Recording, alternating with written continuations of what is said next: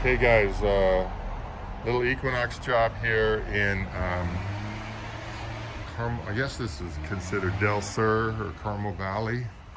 Maybe we did that cover at X-Star. I don't know if we did this one or not. But there's the access to get into the yard from the front. It's kind of a skinny little side yard. And then we have a backyard that is all done with turf and rocks and stone, but the flagstone is over the top of concrete. So we're building an equinox here. It's in this L shape and it's going to go across a little bit less than 16 feet.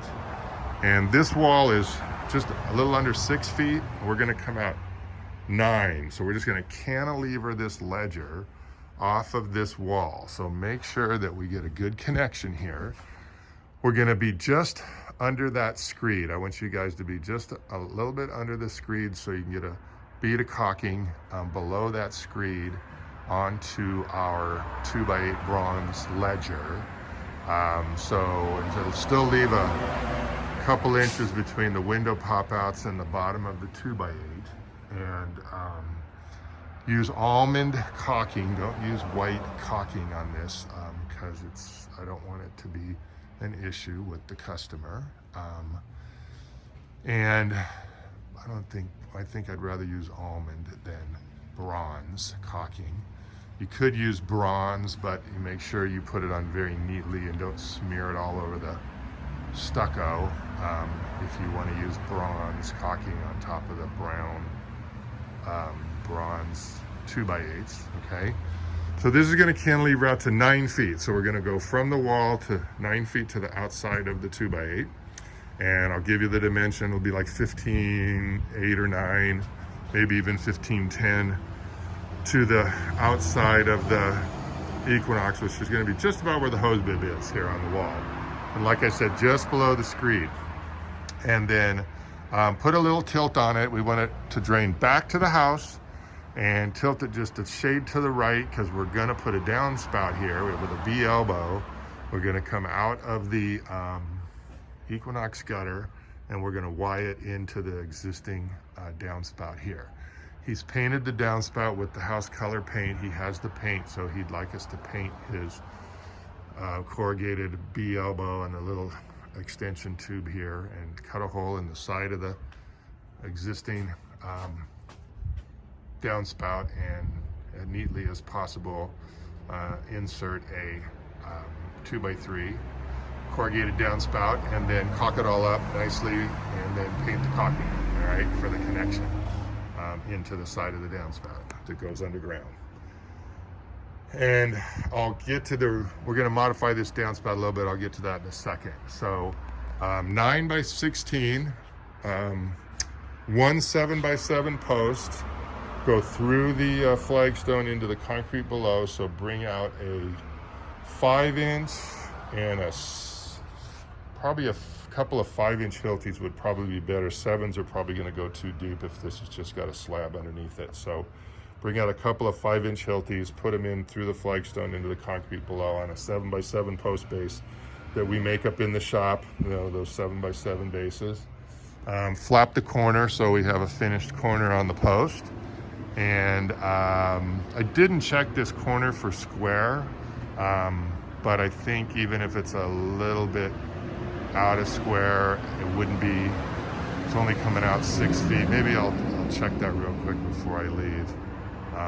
Because it doesn't really matter because we're going to have to secure that beam to the wall, and especially at the corner right here, make sure we get a good positive connection. I'd probably like you guys to put like 4 lags right there into the studs at the corner of the house, since it is going to cantilever about 3 feet off, about 39 inches or so off of the wall here with no post. So get a super good connection there. And drain it to the corner. Everything's bronze and sandstone. When you put the motor on this side, even though this is going to be the low side, I think we should make the louvers, you know, run back toward the house, just because the water needs to go that direction. And put the motor up here and let's close them to the right, so when they open up, he can get afternoon sun on the window if he wants to in the wintertime. So when you're looking at the motor, close them to the right. And then as far as the electronics, we're going to put one fan beam in the center, recess a round junction box in the fan beam, and then cut the screws off, you know, on the back side that go up toward the louvers, and so he can put a ceiling fan in the job. I don't know if we're installing the fan or not, but we need a full-time hot going out to here. So what I designed here was, there's an existing outlet that is operated off a GFI, which is over there. So it comes over to here. So there's not a GFI here. But there's a 3/4 inch knockout in the top of this box. So we want to put a adapter or a reducer to go from 3/4, so we can reduce it down to 1/2 inch. And the reason we want to go half is because I want you guys to come out of here with the power for the fan and run it up the wall and put a sweep on it and go to here. And then I think I would like to have you at this point convert it to maybe flex, so you can put a tight corner on it, maybe a flex corner, and then see how this downspout is about 1 inch away from the house at the bottom. Well, right here where this bracket is, let's build a shim that holds it out far enough that you can put the conduit behind it and then clamp the downspout against the conduit at the height that, the reason we want to go up high enough is we want to come around this corner, go beyond the downspout, so we'll be above the screed here, because we want the conduit to come around the corner, and then I want you to elbow it down into the top of the box, and I want you to put a J box on the side, a bronze J box on the side of the 2x8, so that he has an outlet up here that he's going to plug some string lights in. So it'd be, instead of being on the stucco, it will be actually on the side of the 2x8. And so as you know, the top of the 2x8 is just below the screed, so the elbow coming out of the top of the box will go this way, so just above the screed, around the corner, and then sweep it down into the top of this box, okay?